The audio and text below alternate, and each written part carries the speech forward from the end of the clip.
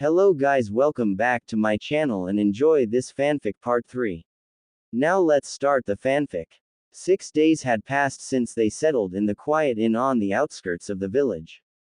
The living room was dimly lit by the soft morning sunlight slipping through the worn paper windows, casting golden rays across the wooden floor. A faint breeze rustled the faded curtains, bringing with it the scent of dew and distant trees. Naruto lay sprawled out on the couch, arms dangling off the edge, one leg bent awkwardly over the backrest.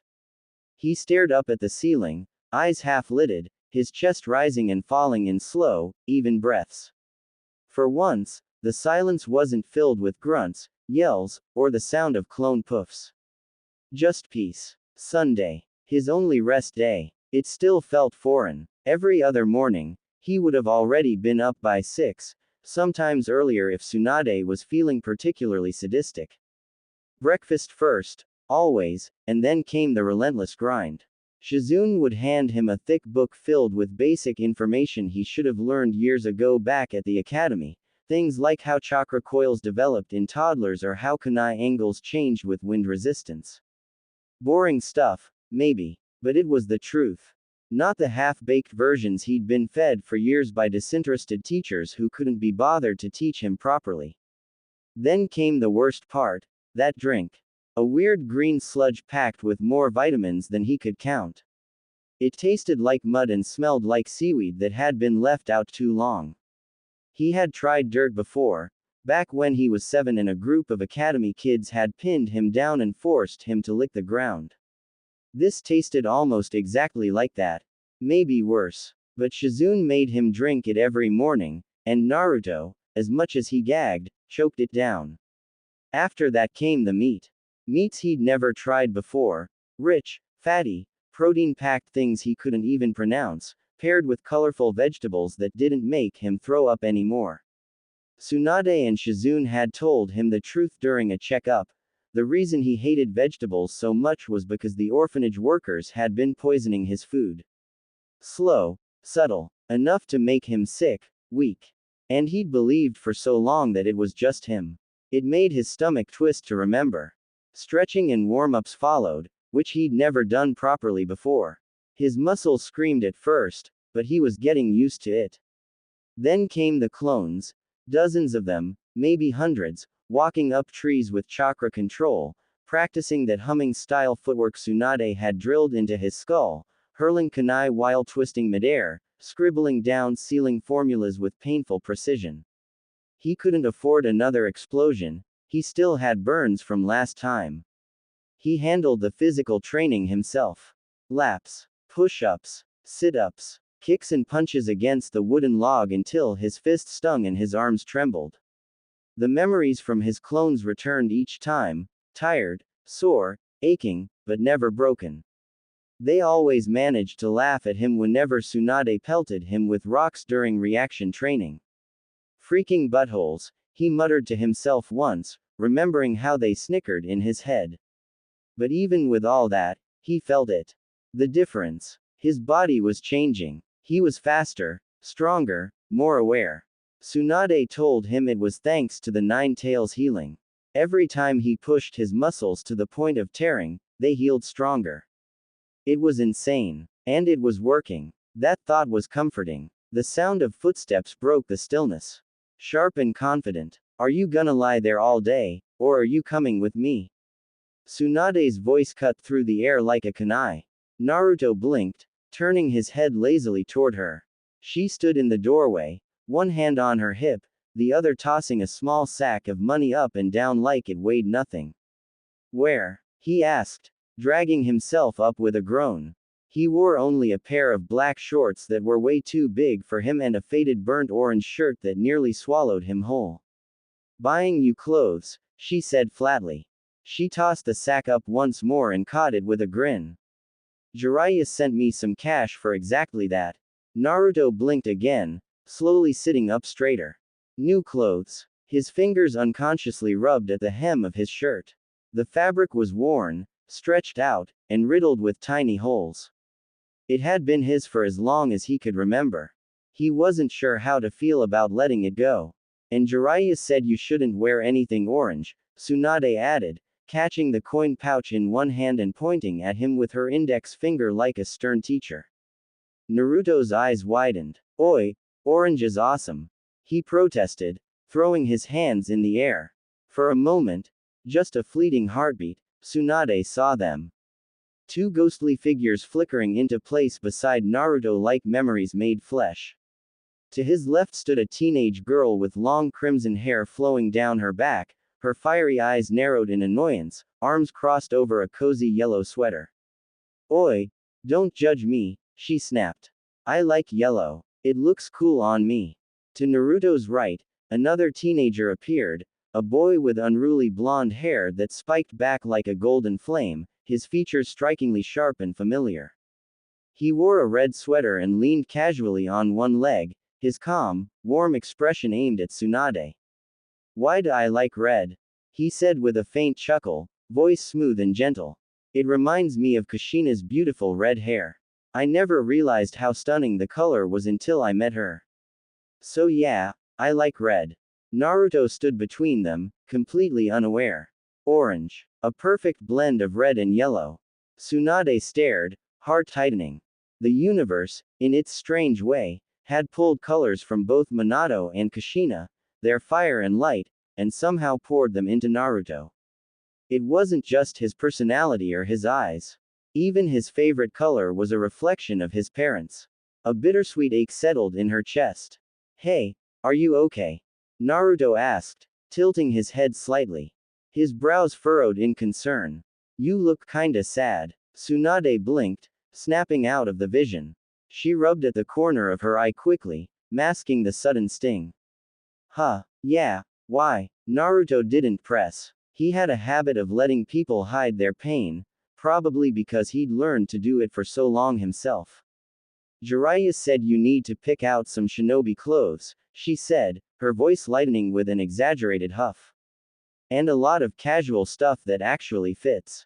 Seriously, you're swimming in those rags. You serious? He asked, rubbing his eyes and sitting up fully. His oversized shirt slipped down one shoulder, and the shorts hung low on his hips, cinched only by a fraying drawstring. Tsunade smirked at the sight. Dead serious. Jiraiya sent enough to stock you for the next few years, and believe me, we're not letting you spend another minute looking like a walking traffic cone. Naruto frowned. Hey, orange is awesome. Not in the way you've been wearing it, Tsunade replied dryly, tossing the coin pouch to him. He barely caught it with both hands, the weight surprising him. You sure Jiraiya didn't rob a noble for this? Don't ask questions you don't want answers to, she said with a wink. Naruto stood, rolling his shoulders and yawning. His muscles ached in that strangely satisfying way they always did now after training, tight but alive, like his body was finally catching up to the strength he'd always believed he had. Alright, I'll get dressed. Just give me a second. As he shuffled off to the bedroom, Tsunade leaned against the doorway and called after him, and no picking the first orange thing you see or I'm dragging you back to the tailor myself. Naruto's voice came muffled through the door. TCH, fine. But I'm still getting a headband with flames or something cool.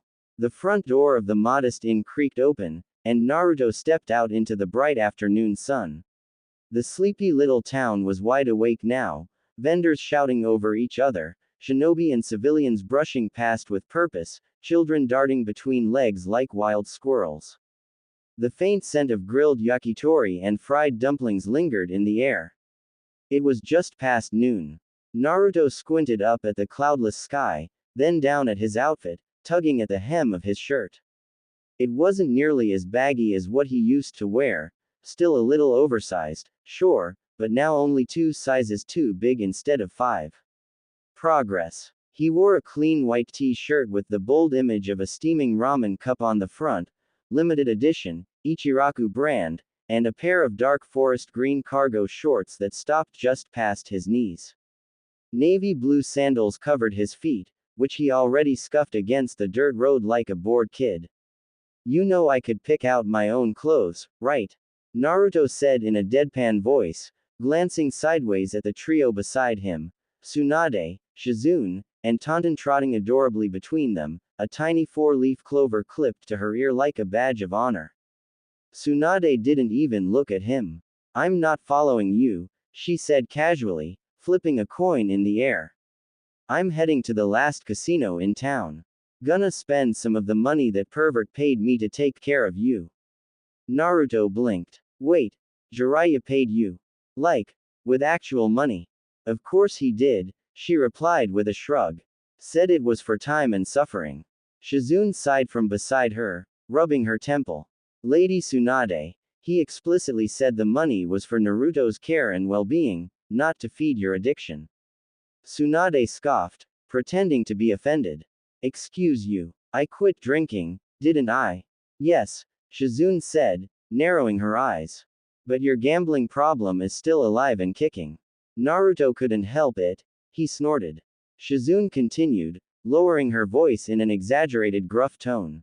"Make sure the brat doesn't look like a traffic cone for Kami's sake," she quoted, dropping her pitch to mimic Jiraiya perfectly. Tsunade flinched so hard she nearly dropped her coin pouch. "Ah, don't do that voice. That's disturbingly accurate." Naruto stared wide-eyed at Shizune. "Whoa, that was terrifying. I thought the pervy sage possessed you for a second." Even Tauntaun oinked in agreement. Shizune smiled smugly. "It's a gift." Tsunade muttered under her breath, more like a curse. Before Naruto could take more than 3 steps, Tsunade's hand landed firmly on top of his head, halting him like a dog on a leash. He blinked up at her in confusion as she pointed off toward a particularly flashy building down the street. "You see that one right there?" she said, nodding toward the gaudiest casino in sight. In a town stuffed to the brim with gambling dens, this one still managed to stand out like a peacock at a funeral. The front was painted in blinding gold and crimson, with a giant spinning coin sign above the doors that read in bold, glittering letters. "The Lucky Ryo, winners win big or losers lose everything." Naruto's eyes narrowed. There, in much smaller print near the bottom, was the real kicker. "We accept any kind of payment. Money, slavery, property, and even your soul." He stared at the sign. Then slowly turned to Tsunade. She gave him a cheeky grin and shrugged. "We'll be in there. Since you don't want us picking your clothes." Naruto deadpanned. "Okay. Just don't sell your soul." Tsunade waved it off casually. "Relax. That's what Tauntaun is for." The tiny pig let out an offended snort and turned her back to Tsunade with a dramatic little stomp. Shizune sighed, rubbing her temple for what had to be the 100th time that day. "Please don't encourage her," she muttered. "Seriously." Then she turned to Naruto and offered a tired smile. "Just make sure there's not too much orange, alright?" She gave him a small wave. "We believe in you." Naruto watched them go, Tsunade already sauntering into the casino with the confidence of a woman who'd been banned from at least 3 others, Shizune trudging reluctantly after her, and Tauntaun bringing up the rear with a little glare back at her traitorous owner. He let out a long, dramatic sigh, hands shoved into his shorts pockets. "No one understands orange," he mumbled to himself. "I'm the only one with taste." Still, he wasn't dumb. Jiraiya had warned him that people got lost in this town more often than they'd admit. Four-leaf clover was notorious for its winding alleyways, identical storefronts, and general sense of, where the hell am I? Naruto wasn't about to spend an hour retracing his steps. So, sticking to the nearest boutique just across the street, he started walking with his usual casual swagger. He didn't know what he'd find, but one thing was certain. There was definitely going to be some orange. Even if he had to sneak it in. "Help!" The desperate cry echoed from a nearby alleyway, cutting through the steady hum of the busy street. Naruto paused mid-step, already half inside a small clothing shop, and tilted his head toward the sound. Curious, he jogged over to the mouth of the alley and found the source, a well-dressed girl around his age, her glossy brown hair perfectly curled, standing with one hand dramatically pointing down the narrow passage. She looked like she'd just stepped out of a noble's manor. Naruto blinked. "What's going on? My Tora-chan," she wailed. "No, Tora-chan, come back." The name hit Naruto like a kunai to the gut. That name. His eye twitched violently as an all too familiar memory surfaced. A certain fat, evil, furball of a cat wrapped in a pink ribbon, infamous for scratching Chunin and disappearing for days at a time, always leading to him getting clawed, kicked, and humiliated during D-rank missions back in Konoha. No, not again. Not her. Naruto actually turned, taking one deliberate step back toward the street, fully intending to pretend he'd seen absolutely nothing. But then, he heard it. Sniffling. Choked sobs. He paused, jaw tightening as he stared up at the annoyingly beautiful blue sky. Cammy, seriously, I get 1 day off a week. With a resigned sigh, Naruto turned back around. Hey, you okay? He asked, walking closer. The girl turned to face him, tears streaking down her face, her expression crumpled in dramatic despair. No, can't you see? My mother's precious cat ran off.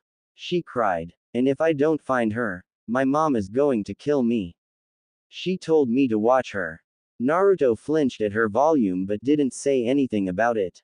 Instead, he nodded slowly, face blank. Yup, rich girl. Still, he held out a hand. Alright, how's your cat look? I might be able to find her. Her tearful eyes widened with a tiny gasp. Really? Naruto nodded again, slowly, already regretting it. She dug into her small silk purse and pulled out a photo, an actual, framed photo, of the cat. And there it was. The cat. Fat, smug, evil-eyed, and unmistakable. With a pink ribbon tied daintily around one ear like she owned the world. Naruto felt his soul physically leave his body. Tora, he muttered, suppressing the cringe that clawed at his spine. It took him, Sasuke, and Sakura 3 hours to catch this demon in cat form. And that was back when he had backup. She's Tora. She's my mother's favorite, and if anything happens to her. I got it. Naruto cut in, raising a hand. I'm on it. Before she could burst into another dramatic sob, he shot up to the nearest roof, leaping into motion like it was a C-rank mission instead of emotional blackmail. Down below, the girl blinked and watched him vanish between buildings. He's a shinobi, she whispered to herself, eyes wide with surprise and a slight blush forming on her cheeks. Naruto crouched on the rooftop, scanning the alleys and streets below like a hawk in search of its prey. He wasn't sure what he expected.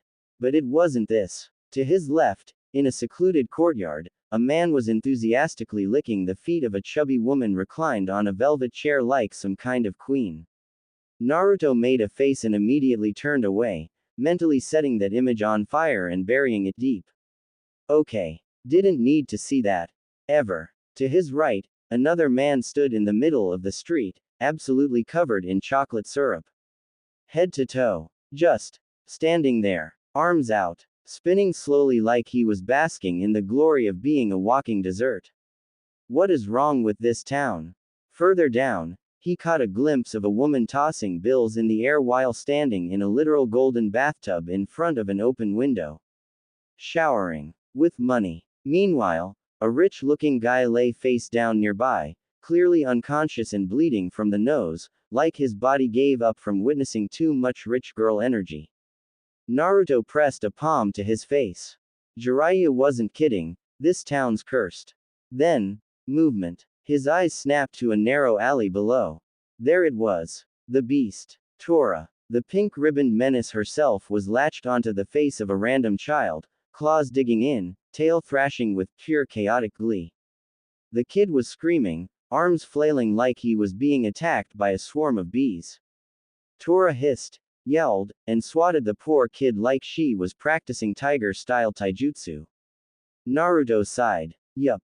Demon confirmed. He dropped down from the rooftop, landing smoothly just as Tora turned to face him. Their eyes locked. Hers, gleaming with malice. His, filled with raw, bitter memories of scratched faces, chewed sleeves, and the eternal trauma of D-rank missions. Hiss. Tora shrieked, fur bristling like she'd seen the fourth Hokage himself rise from the grave. Naruto glared right back, hands tightening into fists. Oh, it's on, furball. The alley went dead quiet for a moment. Wind blew past. A single leaf drifted between them. Then Tora bolted. Oh no you don't. Naruto launched after her, the chase beginning yet again, with one very annoyed shinobi and one very smug cat tearing through the town like a living cartoon. Naruto landed lightly on a rooftop, eyes narrowing as he spotted a flicker of pink ribbon darting between the crowd below. Without needing a word, he formed a quick seal. Poof! 3 shadow clones appeared around him in a puff of smoke, each locking eyes with him. They nodded in sync. No commands needed. They already knew the mission. Capture the demon cat. Tora. The clones scattered instantly, leaping to different rooftops, flanking the alleyways below like trained hunters. Meanwhile, Naruto crouched and waited, watching, calculating. There. A blur of movement zipped through the alley. Target in sight, he muttered, a smirk tugging at the corner of his lips. Tora dashed out of the shadows, weaving between the legs of startled pedestrians like a streak of furred lightning. She knocked over a vendor's cart, leapt through a rack of dresses, and zipped under a group of nobles mid-conversation, leaving shrieks and confusion in her wake. Naruto dropped in behind her, his sandals barely tapping the ground as he ran along the alley walls, rebounding from side to side like a blur of motion. No one in the crowd even saw him pass, just a flicker of orange and a rush of wind. He flipped midair and spun gracefully, landing in a low crouch at the alley's exit, cutting off her escape. Tora skidded to a halt, her back arched like a tiny tiger, yellow eyes glowing with irritation as she glared up at him. Naruto stood slowly, brushing imaginary dust off his sleeve, eyes locked on hers. Stupid cat, he muttered, cracking his neck. You're lucky you belong to the fire daimyo's wife. Otherwise, I'd be the one chasing you for sport. With a burst of speed, he shot forward again, the wind swirling behind him as he pursued Tora deeper into the maze of alleyways. It wasn't just a chase anymore. It was a dance. Naruto Uzumaki versus Tora. Round 2. And this time, he wasn't losing. Tora glanced behind her, fur still bristling, ears twitching, and froze. One of Naruto's shadow clones stood triumphantly behind her, arms outstretched, hands already closing around the smug little menace. Gotcha. The clone grinned. Tora narrowed her eyes. Then chomp. The clone let out a dramatic, high-pitched squeal before poofing into a puff of smoke, disappearing with only a faint echo of, "Ow, my hand." But the real Naruto, watching from above, only smirked. Hook, line, and bite. Because the clone wasn't the real trap. From a rooftop just above, another clone launched into action, tipping over a barrel filled with thick, sticky black oil. It landed directly on Tora with a satisfying splat, covering her from head to paw in the gooey mess. The cat screeched in feline outrage as she lost her footing, slipping and sliding down the steep hill they were on like a screaming, angry fur missile. And then came phase 2. Another clone leapt from the trees above with a devilish grin and dropped a bucket of golden honey squarely on the flailing, oily furball. Tora barely had time to blink before FWOMP, a full sack of flour exploded over her like a snowstorm. The powder stuck instantly, coating her in a thick, sticky white shell. She hit the bottom of the hill with a splat and a groan, resembling a lumpy, angry powdered donut. Naruto landed in front of her with a calm, cat-capturing grace, dusting his hands off like a man who'd just ended a legendary battle. Tora hissed and tried to scramble up, only to let out a wheeze. The oil, honey, and flour combo made her stick to the ground like a glue trap. Your owner's not gonna do a damn thing about this, Naruto said, casually cracking his knuckles with a smug grin. You messed with the wrong shinobi. Tora blinked at him. Her meow came out nervous, unsure. For the first time ever, Naruto saw actual fear in that cat's eyes. He squatted down to her level. I'll clean you up, he said slowly, raising an eyebrow. And not kick your fluffy butt across the village, if we make a deal. Tora tilted her head. Meow. Naruto pulled a small, slightly crumpled photo out of his pocket, Team 7. He pointed directly at the brooding, duck-butt-haired figure front and center. This guy. Sasuke. Uchiha. Tora narrowed her eyes at the image, curious. If you ever see him, Naruto said seriously, you pee on him. Then stretch on him like a smug little queen. Bonus points if you shed all over his stupid cloak. Tora blinked again, clearly unsure. But Naruto leaned in with a knowing grin. If you do that, I'll teach you how to use chakra to run faster. So fast that no one could ever catch you. He paused. Except me. Tora's eyes widened. Meow, meow. She grinned, wide and mischievous, and extended a flower-covered paw toward him like a noble sealing a deal. Naruto clasped it like a gentleman. Contract sealed, he said solemnly. Operation Sasuke sent marking begins the moment we're back in Fire Country. Tora purred. Naruto made his way back through the winding alleys, now carrying a much cleaner, but still mildly grumpy, Tora in his arms. The flour had been wiped off, the honey and oil scrubbed away, and though her fur looked slightly puffier than usual, she glared at everyone like she was still royalty. He rounded a corner and spotted the girl from before, standing at the edge of a plaza and absolutely unloading on a group of armored samurai. Hey, I'm waiting for a ninja to bring me something important, she yelled, stomping her foot. The samurai guards looked visibly stressed, sweat beading down their brows. As the daughter of their feudal lord, she wasn't exactly someone they could argue with, but her return was overdue, and they were under strict orders to escort her back immediately. Naruto approached casually, holding Tora in one arm like a small, furry football. The moment the guards noticed him, their demeanor changed. Eyes narrowed, hands dropped to their hilts, and they stepped in front of the girl protectively. Stop right there, said the lead guard, his voice firm. State your business. What do you want with the lady? Naruto didn't even flinch. Instead, he held up Tora like a sacred offering. The cat glared at the guards with open disdain, tail twitching like she was considering starting round 2. The guards looked at Tora. Then at Naruto. Then back at Tora. Move, the lead guard barked, immediately parting to let him through. Tora-chan. The girl squealed, taking the cat from Naruto's arms. You came back. She hugged her pet tightly, but not with the same bone-crushing strength Naruto remembered from the fire daimyo's wife. Tora visibly sighed in relief. What's your name, Ninja-kun? The girl asked sweetly, turning to Naruto with a surprising amount of gratitude in her eyes. Naruto, he said. Thank you, Naruto-kun. She beamed, and before he could blink, she shoved an enormous roll of Ryo bills into his hand. It was so thick it practically needed a carrying case. Then, because apparently the universe was feeling theatrical, she leaned up and kissed his cheek with a soft, warm peck.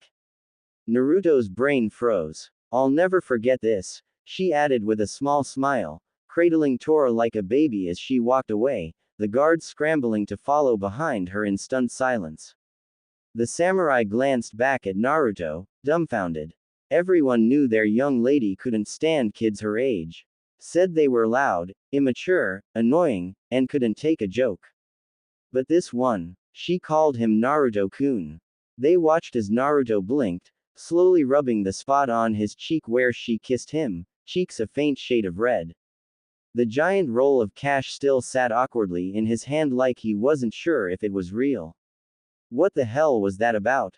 Naruto muttered, baffled. That's only the second time someone my age ever did that. His voice trailed off. A sudden flash of long, platinum blonde hair flashed behind his eyes, just for a second, and his chest tightened unexpectedly. 7 years. 7 years since she had done the same. He shook his head quickly, brushing the memory away like dust clinging to old glass. No point digging that back up. A promise made in the past was better left there. Naruto sighed, pocketed the money, and turned back toward town. Man, I really need new clothes after this. Naruto wandered down the cobbled path, hands stuffed in his cargo shorts, the heavy roll of Ryo tucked securely into his pocket.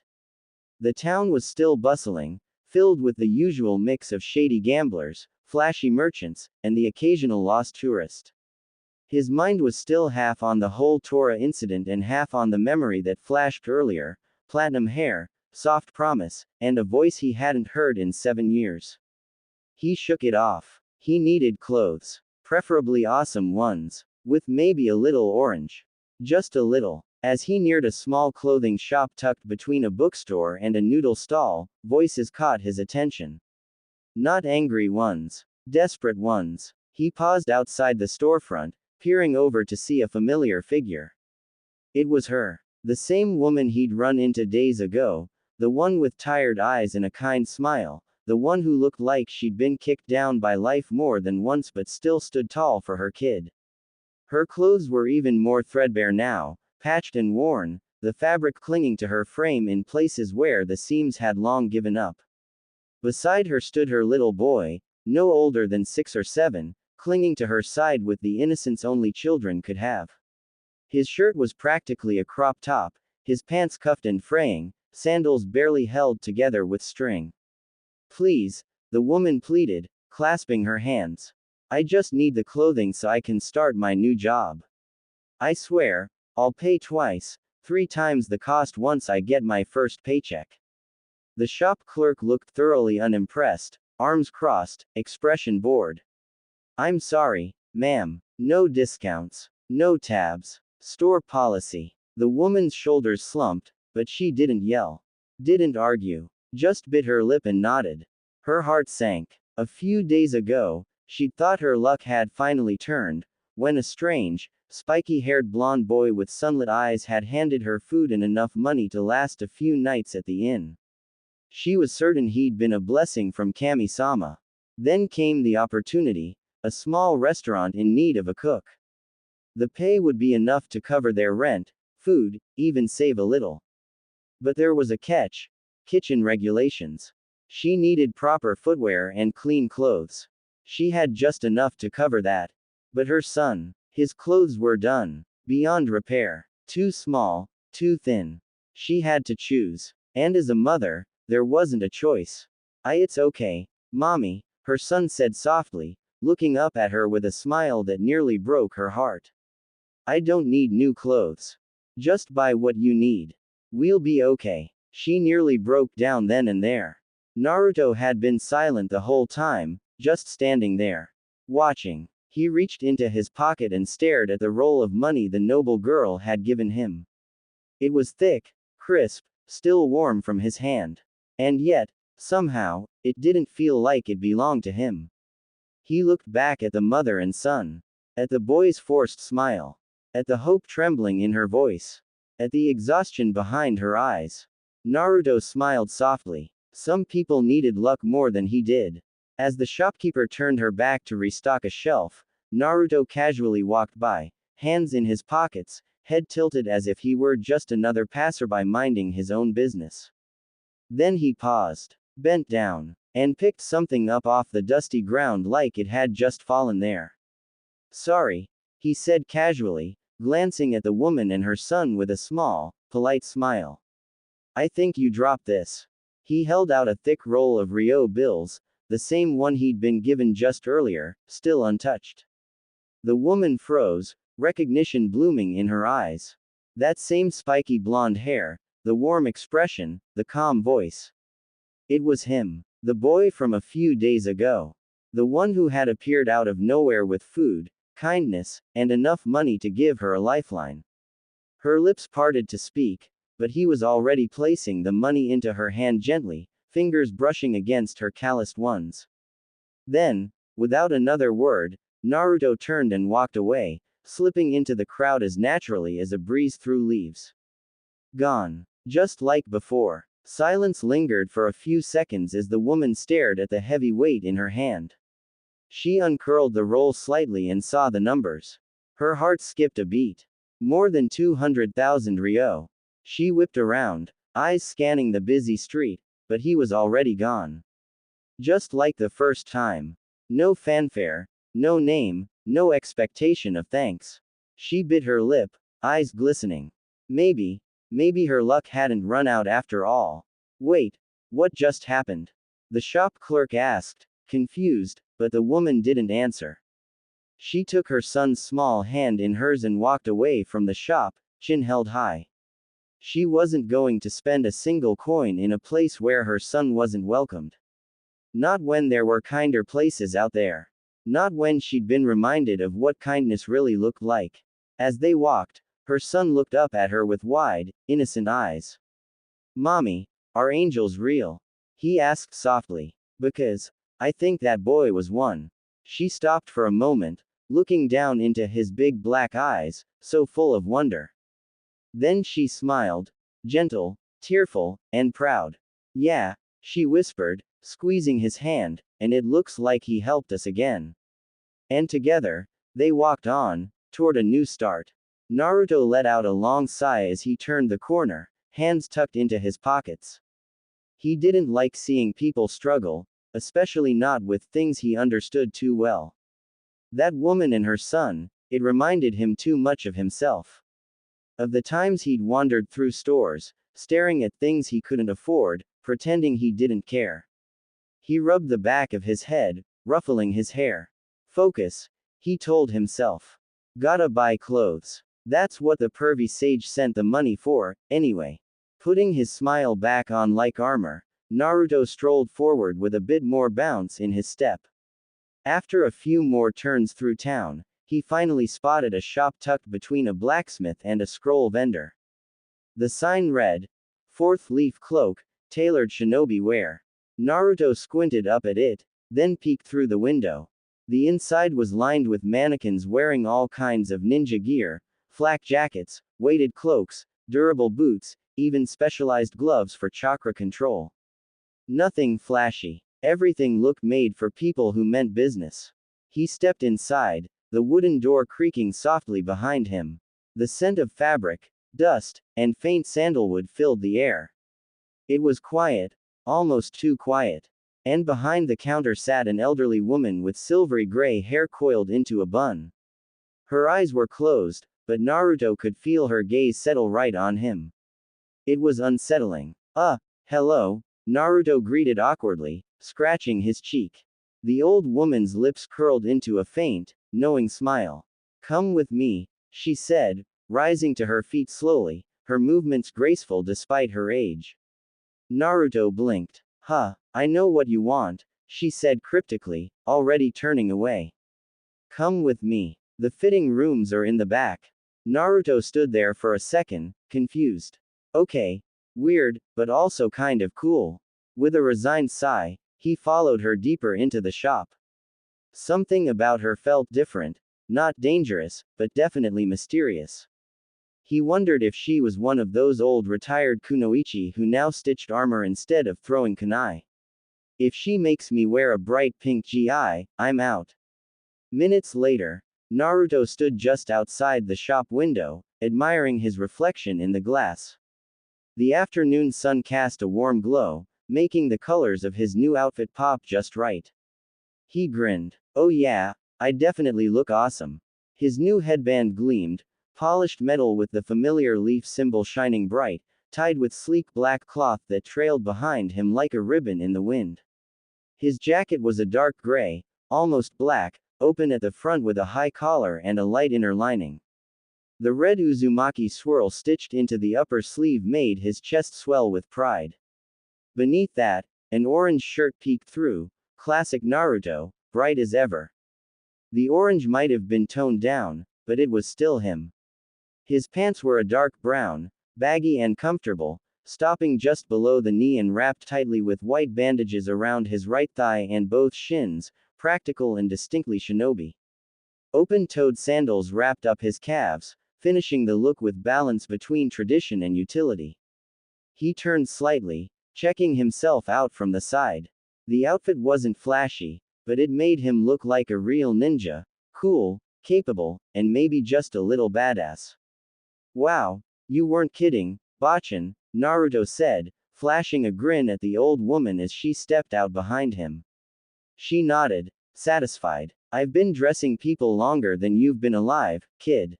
It's a gift." Her sharp old eyes crinkled with amusement. "You've got a good face for orange anyway, not many can pull it off." Naruto chuckled and handed her the pouch of Ryo Jiraiya had given him. Thanks. For real. The old woman accepted the pouch, weighing it in one hand like she was checking to see if it passed the fair price test, and it clearly did. Pleasure doing business with you, Naruto-chan, she said warmly. And just so you know, if you ever need new clothes, shinobi or casual, I can get it to you anywhere in the land of fire. Just pay the delivery fee. We've got shinobi male runners in town. Naruto's eyes lit up. Wait, seriously? That's amazing. She handed him a neatly folded slip of paper, an order form, sealed with her store's emblem. Naruto carefully slipped it into his pocket. Thanks, Granny. He left the shop with a sealed scroll strapped to his back, filled with extra sets of shinobi wear, casual clothes, and even a few warmer outfits, just in case. He felt lighter somehow, but not just from the new clothes. Something about having clothes made for him, not handed down or picked off clearance racks, made a difference. It felt like a fresh start. Naruto walked casually through the bustling business district of Four-Leaf Clover Town, his sandals tapping lightly against the cobblestone. The air was warm, filled with the aroma of grilled food, roasted nuts, and too many colognes mixed together. People moved about their day, merchants calling out their wares, gamblers chatting loudly, tourists haggling over trinkets. And yet, something felt off. He noticed it almost immediately. People were staring at him. Well, more specifically, girls were staring at him. He passed a small cafe and caught a group of girls around his age sitting at a table near the window. Two of them waved at him with playful smiles, one even throwing in a wink. Naruto blinked, then gave a sheepish, awkward little wave back, scratching the side of his face. The girls giggled. Naruto walked faster. What the hell is happening? Why are they giggling? What did I do? He sighed quietly to himself, trying to ignore the attention. It wasn't bad exactly, but it was weird. New. He never used to get this kind of reaction from girls. Or anyone, really. And now they were smiling at him. Winking. Did my jacket grow a harem jutsu tag or something? Still, he had a mission. Find Tsunade. He kept walking, eyes scanning until he spotted the loudest, flashiest building on the block. Bright gold trim, a spinning coin sign, and a slogan painted across the top in obnoxiously bold letters: "The Lucky Ryo, winners win big, or losers lose everything." Yup. That's the one. Outside the casino, a group of men stood in a half circle, laughing obnoxiously, clearly mid-gossip. Naruto moved to walk past them, but couldn't help overhearing. Did you hear? The legendary is at it again, one of the men snorted, slapping his knee. Another exhaled smoke through his nose and chuckled. I swear, Cammy gave her crap luck just for laughs. Then the third guy leaned in, wiggling his eyebrows with a smug smirk. You ever think her title's not just about gambling, huh? Maybe she's legendary in other ways too. Naruto stopped. A small rock sat near his foot. He picked it up, casually tossed it over his shoulder, and nailed the third man right in the mouth. Thunk. GHRRGK. The guy immediately started choking, hands grabbing at his throat as his friends panicked and slapped his back, trying to help. Naruto didn't even turn around. Just kept walking, muttering under his breath, asshole. He didn't care how famous Tsunade was, or what people said behind her back. She trained him, helped him, treated him like more than just some demon brat. And anyone who disrespected her could eat rocks. Literally. Naruto stepped through the casino's double doors, blinking as his senses were assaulted by the loud chimes, flashing lights, and the thick scent of cigarette smoke mixed with perfume and alcohol. The place was a sensory overload, rows of slot machines blinking wildly, card tables buzzing with energy, and a bartender already shouting over someone trying to pay in chips and compliments. And then, damn it, Naruto turned toward the familiar voice and spotted Tsunade planted firmly in front of a slot machine, yanking the lever with the force of a frustrated shinobi. The machine spun, blinked, then stopped with a pathetic bleep. Nothing. Tsunade groaned and yanked the lever again, pure stubbornness fueling her at this point. Just behind her, Shizune stood with arms crossed and an expression that screamed, "I told you so," while Taunton sat beside her, ears drooped as if this was just another Tuesday. "Hey, I'm back," Naruto called out casually as he walked over. All three of them turned to look at him, and then froze. Tsunade blinked. Shizune blinked. Taunton tilted her head. And then all three did a double take. "Damn, I lost," Shizune muttered, looking genuinely disappointed as she reached into her sleeve and pulled out a few bills. With an exaggerated sigh, she placed them into Tsunade's smugly outstretched hand. "You guys made a bet?" Naruto asked, raising an eyebrow as he walked closer, crossing his arms. Without missing a beat, Taunton snorted and pulled a single coin out from under her bow, dropping it into Tsunade's hand as well. "Yep." Tsunade grinned, stuffing the bills and coin into the slot machine and pulling the lever again. "Told them you'd still wear orange, but not as much as before."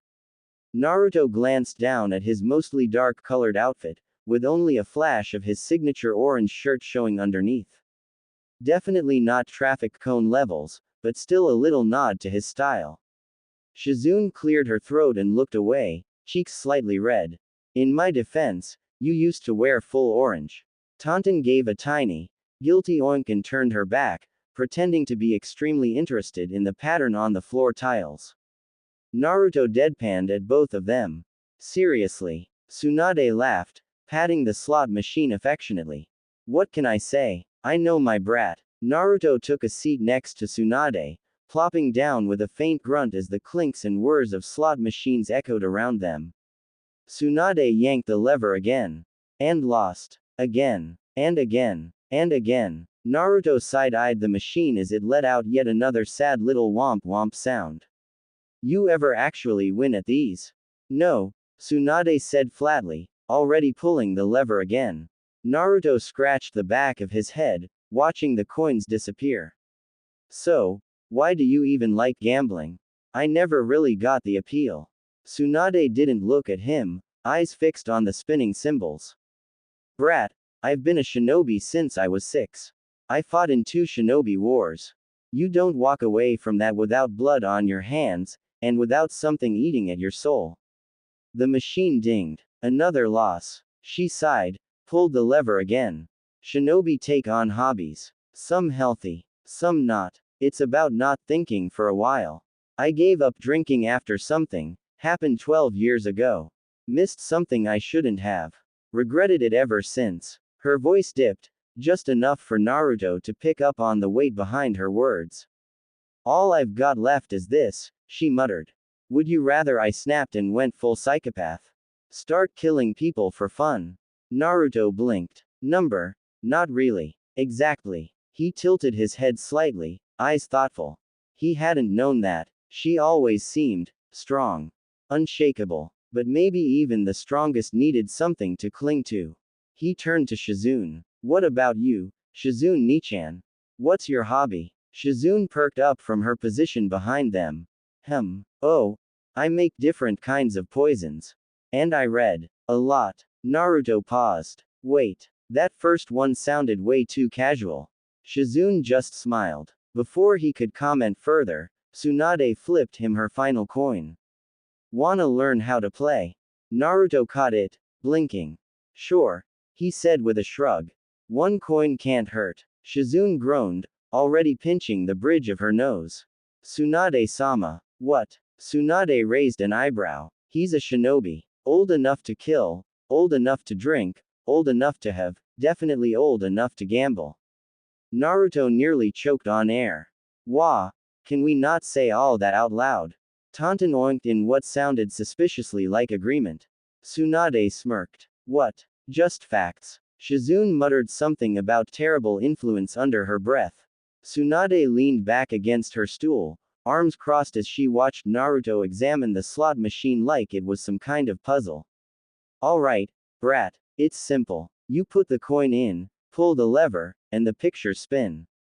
You need to match 3 of the same kind to win. The better the picture combo, the bigger the payout." Naruto tilted his head. "So, it's like those scratch cards in the market but louder." "Sure." Tsunade snorted. Except this one doesn't leave you with ink-stained fingers and existential dread. Shizune sighed again from behind them. Please don't get him addicted, Tsunade-sama. Naruto slid the coin into the slot with a satisfying clink, reached up, and yanked the lever with a small grunt. The machine buzzed to life, reels spinning wildly. As they spun, a man in a red blazer and shiny shoes swaggered over to them from the back hallway, adjusting his sunglasses indoors like he thought it made him cool. Well, he said with a smug grin, eyeing Naruto. Teaching the next generation already, Tsunade. Didn't think you'd start raising a mini.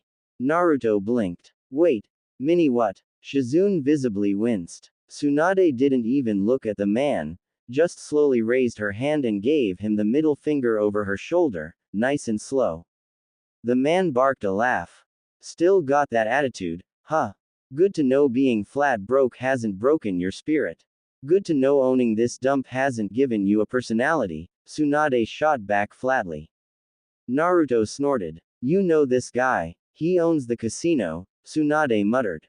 And he's in. The machine suddenly dinged. Loudly. Really loudly. The reels froze in place. 3 golden frog faces lined up perfectly in the center, flashing in sequence. Then chaos. Lights went wild. Bells rang. Coins exploded out of the bottom tray like a jackpot volcano, clinking and clattering and spilling across the floor. Everyone nearby turned their heads, gawking. Naruto blinked. Shizune's jaw dropped. Taunton fainted. Tsunade stared at the screen in silence for a beat. Then slowly turned to Naruto with wide eyes. You hit the jackpot. Naruto blinked again. I thought you said this game was all about bad luck. Tsunade stood there for a moment. Then pointed at the owner.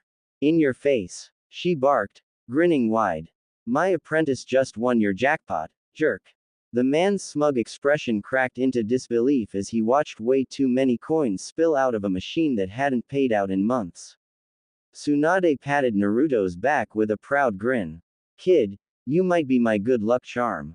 Naruto rubbed the back of his head, sheepishly smiling as a pile of coins grew at his feet. Cool. But, where do I put all this? Tsunade clapped Naruto on the back hard enough to rattle his spine. Alright, brat, this machine's cursed now.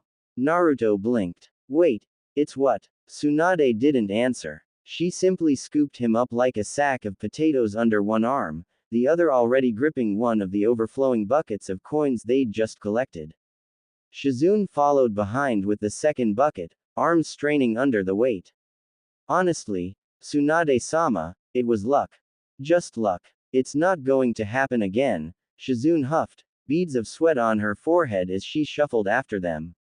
Statistically speaking, that kind of payout is once in a. Nonsense. Tsunade barked, marching through the casino like a woman on a mission. The universe just gave us a golden goose wearing orange. We milk the goose. Taunton squealed in protest, trotting beside Shizune and looking equally overwhelmed by the madness. Tsunade reached another machine, this one slightly older, slightly louder, and probably just as cursed as the last, and dropped Naruto into the seat like a sacred relic. Bet it all, she declared triumphantly, pointing at the lever like it was a battlefield directive. Everything. Naruto blinked up at her, then looked at the bucket. All of it, Tsunade nodded sagely, arms crossed like a gambler monk achieving enlightenment. Shizune nearly passed out. What? No, she cried, grabbing at Tsunade's sleeve. You can't just gamble with his luck. This isn't how probability works. That was just one win. But Naruto, a little dazed, shrugged. I mean, she's the professional. And with that, he poured half the bucket into the machine with a metallic flood, the sound of coins dropping echoing like a drumroll of doom. Shizune looked like she was having a full cardiac event. Naruto-kun, relax, Tsunade said, completely unbothered, flicking her finger in the air. He's got protagonist energy. Naruto pulled the lever. The machine lit up, reels spinning faster than the last. The room seemed to hush for a second as the pictures blurred, clicking through rows of symbols. Then, ding, lights, music, A jackpot siren exploded from the machine, louder than the last, accompanied by an avalanche of coins pouring out like a waterfall. Naruto just stared at it, confused as ever. Is this good? Taunton let out a stunned oink, eyes wide. Shizune, holding the first bucket, dropped it on her foot, and didn't even flinch as her jaw hit the metaphorical floor. Tsunade. She threw both arms in the air and howled with laughter. Yesss. She shouted, fist pumping like she'd just hit the final boss in one punch. She turned, locked eyes with the casino owner across the room, who was standing there, jaw slack, sunglasses now tilted, and flipped him off again. With both hands. 2 machines down. She shouted. How's that for? Legendary, you smug bastard. Naruto sat there blinking, surrounded by yet another mountain of coins. Should I keep going? Shizune collapsed into the chair next to him with a groan. Please don't. Have you ever played blackjack? Tsunade asked, casually balancing 4 overflowing buckets of coins like they weighed nothing. Naruto scratched his head. I think so. Shikamaru tried teaching me once when I couldn't figure out shogi. We played for snacks. You can't be serious, Shizune groaned, trudging behind them with 3 full buckets of her own. She looked like she was rethinking every life decision that led her to this moment. Taunton trotted faithfully beside them, a smaller coin bucket strapped to her back with a proud little snort. She was part of the team now. Come on, Shizune, Tsunade said with a grin, leading the charge through the casino floor. We don't know if it's just dumb luck or divine favor, but we're leaving tomorrow anyway. Might as well go out with a bang. Shizune sighed, already bracing herself. Fine. But only today. After this, he's banned from touching anything that makes a ding. They reached an empty blackjack table near the corner, manned by a bored-looking dealer who perked up immediately at the sight of the mountain of coins approaching him. Tsunade plopped herself into a chair like a queen on her throne, then grabbed Naruto by the shoulders and unceremoniously plopped him down onto her lap. Naruto blinked, shrugged, and relaxed. Comfy. The dealer raised an eyebrow at the odd seating arrangement but didn't say a word. He slid 2 cards toward Naruto across the felt tabletop. Naruto looked down. I got 18. Do you want another card or will you hold? The dealer asked politely. Naruto gave it a thought, tapped the table, and said, give me 2. 2. Tsunade groaned behind him. Shizune buried her face in her hands. Why are you like this? The dealer blinked, but followed through, sliding 2 more cards across. Naruto flipped them over. 3. And a queen. Total. 21. Naruto tilted his head. Hey, I think that's the good one, right? The dealer, trying not to look completely stunned, nodded and turned over his own cards. 6. King. And an 8. 24. Bust. The dealer said, setting his cards aside. You win. Another pile of coins was pushed toward their already obnoxiously massive hoard. Tsunade cackled like she'd just pulled off the heist of the century, one hand in the air. That's my boy. Shizune stared at Naruto, expression blank. This is how gambling problems start. Naruto blinked at the new pile. I thought it was just a snack game. Taunton looked like she was about to faint again. Later. Can we leave now? Shizune asked, her voice hovering somewhere between exhausted and deeply concerned. Her arms were trembling from carrying yet another bag of winnings, and her left eye had developed a twitch. Because somehow, Naruto was still winning. Over. And over. And over again. First, the slot machines. Banned. Then blackjack. Banned again. Not because Naruto lost. Oh no, far from it. He kept hitting 21. Every single time. Even when the dealer blatantly tried to stack the deck. Tsunade and Shizune both saw it.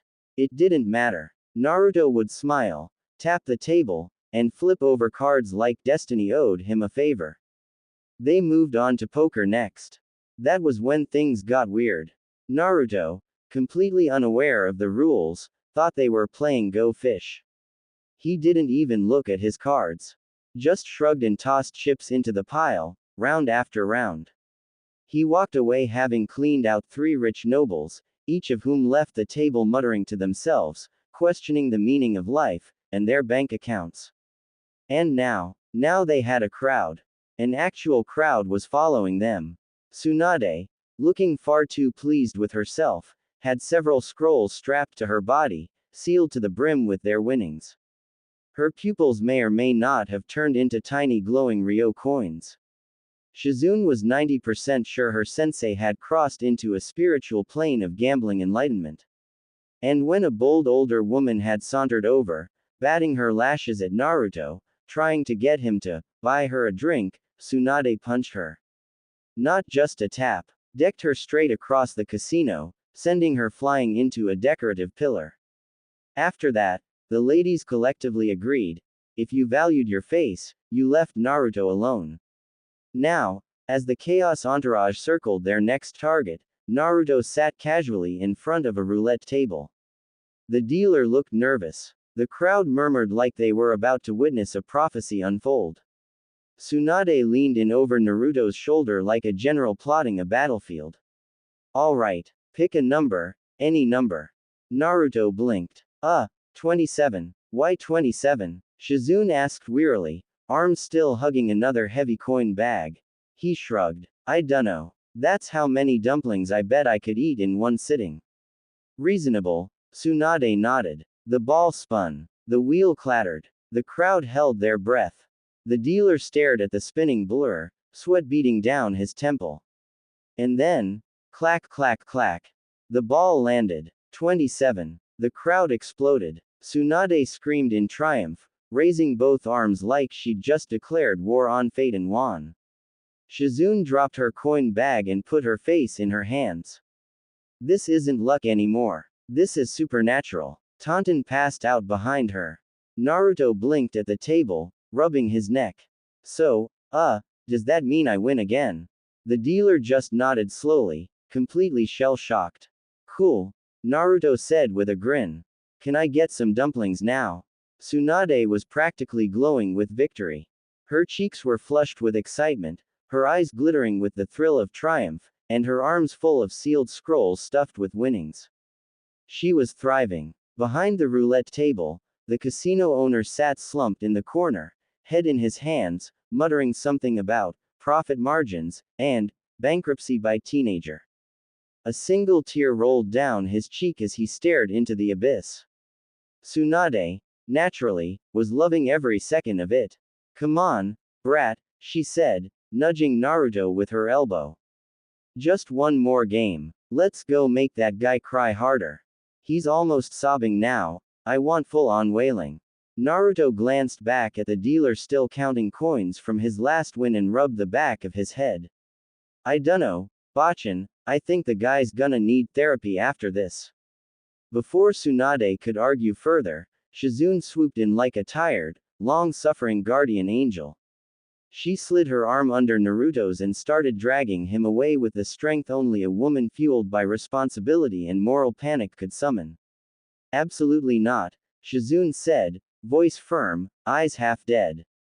We are done. He's not your golden lucky charm, he's a child. We're taking him to get food and rest, like normal people do after earning a fortune. But, no. Shizune marched toward the door, Naruto helplessly letting himself be hauled along, occasionally waving at people in the crowd still cheering and whispering excitedly about him. Did you see that kid? 3 jackpots in a row. Is he some kind of gambling god? Look at him. He's the roulette Rasengan. Lucky fox. Tsunade, dragging her own mountain of winnings behind her, paused and turned toward the crowd. Get it right, she barked. His name is Naruto, and he just bankrupted this entire casino. Another round of cheers erupted as they stepped out into the street, where the afternoon sun hit their faces like a sigh of relief.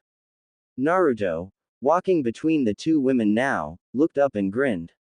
Lucky fox, huh, that's kinda cool. Shizune groaned. Don't let it go to your head. Tsunade just chuckled. Next time we hit a town, you're sitting next to me first thing. Naruto sighed with a smile. Can we please eat now? Month later, Konoha, Hokage's office. When is the Jinchuriki returning, Hiruzen?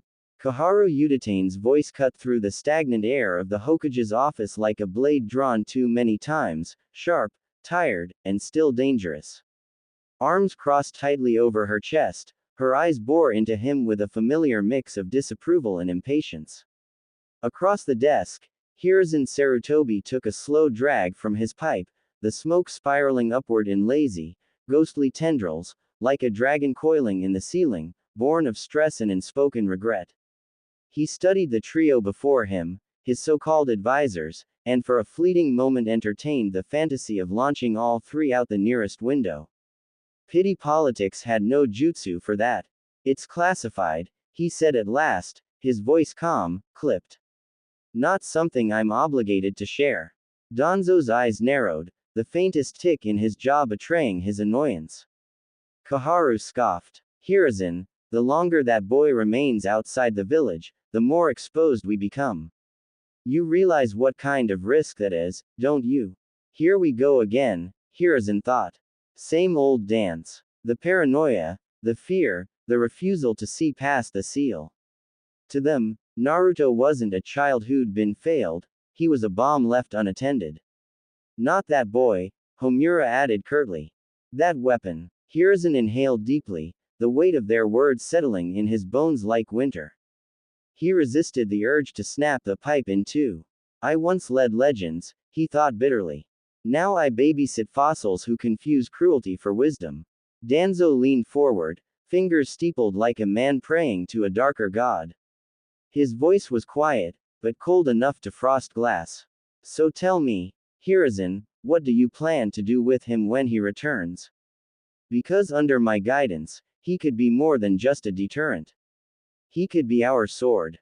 Our perfect enforcer. No, Hiruzen said immediately, the word heavy with finality. And why do you care, Danzo? There was a pause. Danzo didn't blink. Hiruzen leaned back in his chair, smoke trailing from his mouth as he gave them the real answer, not for their benefit, but because he needed to say it aloud. From what Jiraiya has reported, he began, voice steadier now, Naruto is doing well. Better than anyone here allowed him to become. Danzo's single visible eye narrowed. Tsunade is healing him, not just physically, but mentally. For the first time in his life, the boy isn't surviving. He's growing. A faint pause. She's undone damage caused by years of neglect in this village. She's corrected the poisoning key and malnutrition he suffered at the orphanage. She's working through the scars no one even noticed because we were all too busy trying to ignore him. The silence in the room deepened. His chakra control, vastly improved. His taijutsu, refined, and not just brute strength anymore. She's teaching him to move with precision, humming style, chakra reinforcement, even counter-fighting. His studies have caught up, his fuinjutsu has awakened, and he's showing natural Uzumaki aptitude. And most importantly, Hiruzen paused, eyes narrowing slightly. He's thinking, strategizing. He's not just throwing punches and screaming anymore. He's analyzing, watching, planning. He's becoming a shinobi, a real one. Koharu and Homura both exchanged uncomfortable glances. Danzo, however, simply grunted. Then he'll be dangerous if left unchecked. Hiruzen looked at him, and for a flicker of a moment, the old war general behind the gentle old man's eyes returned. Only if someone's foolish enough to give him a reason to be. Koharu's eyes narrowed sharply. Are you suggesting the boy would attack the people of Konoha? Hiruzen didn't flinch. He calmly tapped his pipe against the edge of his ashtray, eyes steady beneath the shadow of his hat. Oh, Naruto isn't going to attack anyone without reason, he said, voice low, thoughtful. But you and I both know, if he's attacked first, he will strike back. And Tsunade has made sure he understands exactly what his rights are. He leaned forward, resting his elbows on the desk. Some seem to forget, he's a citizen of the Fire Country, and a shinobi of Konoha. That gives him protections. That gives him power. Legal power. Not that any of you ever treated him like he had any. Danzo's scowl deepened. He's a weapon. There it is again. That word. Not a boy. Not a shinobi. Not even a person. Just a tool, a thing to be used and molded. Hiruzen could practically see the gears turning in the man's mind. Danzo wasn't angry because Naruto was growing stronger, he was angry because he was growing independent. Good, Hiruzen thought grimly. Let him be angry. Across from him, Danzo's expression remained calm, but his mind was already racing. So the brat's being groomed properly now. Reinforced. Guided. He ground his teeth slightly, hidden behind a faint smile. Then it's time for Plan B. If the boy wouldn't come willingly, he'd be taken. Tsunade was still vulnerable, no matter how strong she acted. Her blood phobia hadn't disappeared. He'd exploit that weakness, and when the moment came, Naruto would vanish, and reappear under his control. He'll understand soon enough where his loyalty belongs. Fine, Homura cut in with a stiff voice, clearly not wanting to argue further. But if the boy does lose control, if he kills a villager, or a shinobi, you will take the blame, Hiruzen. And we'll expect you to pass the Hokage's hat. Hiruzen looked up, eyes sharp. Are you finished? He said coolly, not even trying to hide his disdain. Because I have actual work to do, like running the village. You're wasting my time. Kaharu sniffed, Homura scowled, and Danzo gave one last calculating glance before they turned and exited the office, the heavy doors clicking shut behind them. The silence that followed was a relief. Hiruzen leaned back, letting out a long, slow sigh. Idiots, he muttered. Relics, the lot of them. He turned his gaze toward the open window, where the breeze filtered in along with the scent of sun-warmed wood and the distant sound of the village below. And there, crouched on the sill like he owned the place, was Jiraiya, grinning like a fox who'd just eavesdropped on a henhouse. Yo, the toad sage greeted, waving lazily. So, you ready for an update? Hiruzen arched a brow, already bracing for either something incredible, or catastrophic. Let's hear it. Jiraiya's hands moved in a quick, practiced motion, forming a silent seal as the chakra pulsed discreetly through the office. A subtle shimmer rippled through the air, sealing the room from any prying ears or hidden listeners. The playful grin he'd entered with faded almost instantly. His usual mischief drained away, replaced by something far more serious, tight-lipped, heavy-eyed, and grim. Hiruzen's stomach sank. Whatever Jiraiya was about to say, it wasn't good. Itachi didn't kill the Uchiha clan, Jiraiya said quietly, every word hitting like a blade drawn slowly. Hiruzen froze. His pipe slipped from his fingers and clattered onto the desk, forgotten. What? The name hit like a ghost. It had been years. Years of silence. Years with no new intel, only that one final report from Itachi himself after the massacre. That letter, soaked in blood, shame, and sorrow. And now Jiraiya was telling him it was a lie. Then who? The old Hokage asked, his voice lower, more cautious now. His fingers curled slowly on the desk, bracing for the storm. Jiraiya didn't answer immediately. Instead, he pulled out a folded piece of paper, photo quality, sharp, deliberate. He handed it to Hiruzen without a word. The third Hokage unfolded it. His breath caught in his throat. There, frozen in time, was a woman. A woman with sharp, noble features, pale skin, and long black hair tinged subtly with blue, every strand meticulously captured in the photograph. Her eyes glowed crimson with spinning Sharingan, madness dancing in the tomo. A black cloak patterned with red clouds draped over her frame, unmistakable in its meaning. And on her face, a smile. Wide, psychotic, alive. Makoto, Hiruzen whispered, his eyes wide. How? She died. Her body was found with Fugaku. Jiraiya shook his head. Blood clone, he said simply. Her grave's empty. I had it checked twice. Nothing but packed dirt and a false chakra signature. Hiruzen stared at the photo again, something ancient and cold curling in his gut. She's alive. And she's joined the Akatsuki. The silence was suffocating. Hiruzen leaned back in his chair slowly, as if the weight of this truth added a decade to his bones. His hand moved to his forehead, massaging the tension growing behind his eyes. And Itachi. He asked softly, already dreading the answer. Jiraiya's expression remained unchanged. He's dead. It's confirmed. His chakra signature has disappeared from the Anbu log. I had someone track it across the northern border, and the last flare was over a year ago, likely around the same time as the Uchiha massacre. There's been nothing since then. The old Hokage closed his eyes, his breath shallow. Everything he had believed, everything they'd recorded, sealed, mourned, wrong. It wasn't a massacre ordered by the village. It wasn't a prodigy corrupted by duty. It was something darker, more personal. And now she was with the Akatsuki. The same group hunting Jinchuriki. The same group Naruto would one day face. I have a very bad feeling about this, Hiruzen muttered, placing the photo down like it was a cursed relic. Because if Makoto Uchiha had survived that night, then the past wasn't buried. It had only just begun to surface. Jiraiya didn't speak right away. His fingers dipped into the inside of his cloak again, but this time his expression grew even more strained, less the grim alertness of a shinobi reporting bad news, and more the tight-lipped discomfort of someone about to reveal something deeply wrong. Not only that, he began quietly, but she's after Naruto.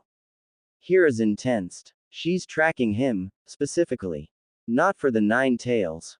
Not for power. For him. That alone would have been enough to shatter Hiruzen's calm, but Jiraiya wasn't finished.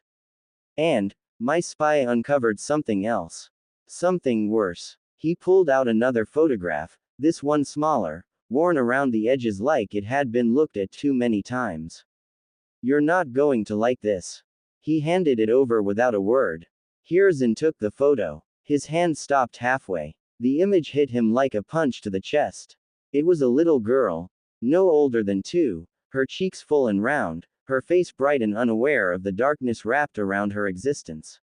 She had long, black hair with a few streaks of unmistakable golden blonde bangs curled near her temples. Her crystal blue eyes stared up at the camera, full of light. And on her cheeks, 2 faint lines. Not scratches. Birthmarks. Whisker marks. Hiruzen's heart stopped. For a long, harrowing second, the weight of time itself dragged him backward. A memory. A much younger Naruto, around 6, standing nervously in the corner of his office. Eyes downcast. Voice barely above a whisper. Gigi, I don't like the lady with the black hair. Hiruzen had frowned, confused. Lady. She comes to my house. She brings food, cleans, says she's helping. But she always wants to hug me. She holds me too long. Sometimes she says weird things. She says she loves me. That had been Makoto, Naruto's godmother. She had been granted permission, by him, no less, to check in on Naruto, to help, to protect him in his early years after Kushina and Minato's deaths. He thought she was grieving. He thought she was being kind. But Naruto had always looked uncomfortable around her. Skittish. Withdrawn. He thought it was because of the abuse from the villagers. From the orphanage. But now, no, Hiruzen whispered, his voice shaking for the first time in years. Jiraiya nodded grimly. The girl, we believe she's hers. And based on her age, she'd have been conceived after the massacre. After Makoto disappeared. Hiruzen's hands trembled as he stared at the photograph. 2 years old. Uchiha genes. Blonde bangs. Whisker marks. You think Naruto's the father? He asked hoarsely, not because he didn't already suspect it, but because his soul needed it not to be true. Jiraiya hesitated. I don't know. I hope not. But that girl, she's part Uzumaki. And she looks exactly like him. Hiruzen looked up at the ceiling, breath shallow, the guilt crushing down on him like a collapsed battlefield. You were supposed to protect him. You let a monster into his home. You gave her access. And now Makoto Uchiha was alive. Mad. Part of the Akatsuki. And raising a child who might be Naruto's daughter, conceived through means Hiruzen didn't even want to imagine. I should have seen it, he whispered. I should have stopped it. Jiraiya didn't say anything. What was there to say? The damage was already done. Jiraiya leaned against the wall near the window, arms folded, eyes shadowed beneath his bangs as the silence stretched between him and Hiruzen. What my spy's telling me, he finally said, voice low, is that Makoto's gone full mother wolf over the kid. Hiruzen looked up from the photo, still visibly shaken. She used a powerful genjutsu on some random rich family, Jiraiya continued. The kind of illusion that twists memories, emotions, identity. The family's raising the girl as their own, no questions, no suspicions. My informant is embedded with that circle, part of the Akatsuki's intel loop, and they hate Makoto's guts. That's the only reason we're getting anything. He paused for a moment, then exhaled slowly. Honestly, I should have seen it coming, Jiraiya muttered bitterly. Back when they were all still kids, Makoto, she had a thing for Minato. It wasn't subtle either. She was always polite, but there was this look in her eyes when she talked to him. His jaw clenched. And not just Minato, Kushina too. Hiruzen blinked, the implications sinking in fast. Jiraiya ran a hand through his hair, frustrated. She admired them, loved them, probably. And when they died, it must have broken something inside her. And then we gave her access to Naruto, thinking she was grieving. He closed his eyes. Stupid. He should have followed his gut all those years ago. Should have checked in. Should have kept tabs on Makoto, especially after the massacre. Instead, they let their guard down, and Makoto, calm, gentle, nurturing Makoto, turned into something twisted and obsessive. And now there was a child. Possibly Naruto's. Uzumaki. Namikaze. Uchiha. Jiraiya's stomach turned. Not even for the bloodline, which was ridiculous in power, but for what it meant. Naruto. A kid still learning who he was. Still struggling with everything he'd gone through. He wasn't ready for something like this. And how would he react to learning that someone who once claimed to care for him might have manipulated him? That he might be a father, without even remembering. Gods, Jiraiya muttered under his breath, rubbing his face with both hands. Minato and Kushina are gonna kill me for this. If they were still alive, I'd be buried under the Hokage monument right now. Hiruzen didn't speak. He didn't need to. The photo on the desk said enough. And Tsunade, Jiraiya added, swallowing hard. If she finds out, she won't stop. She'll hunt Makoto down. And I don't know if I could stop her. Silence. Jiraiya looked toward the window, his voice quieter now. Hell, I don't even know if I should stop her.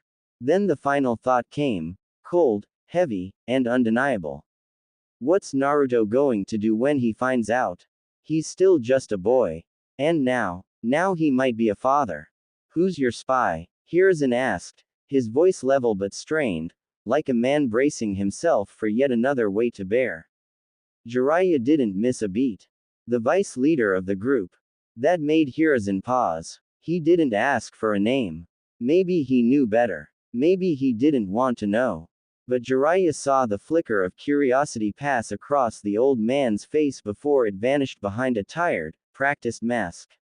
He didn't press. And Jiraiya was grateful. Because the truth was, he hadn't expected it either.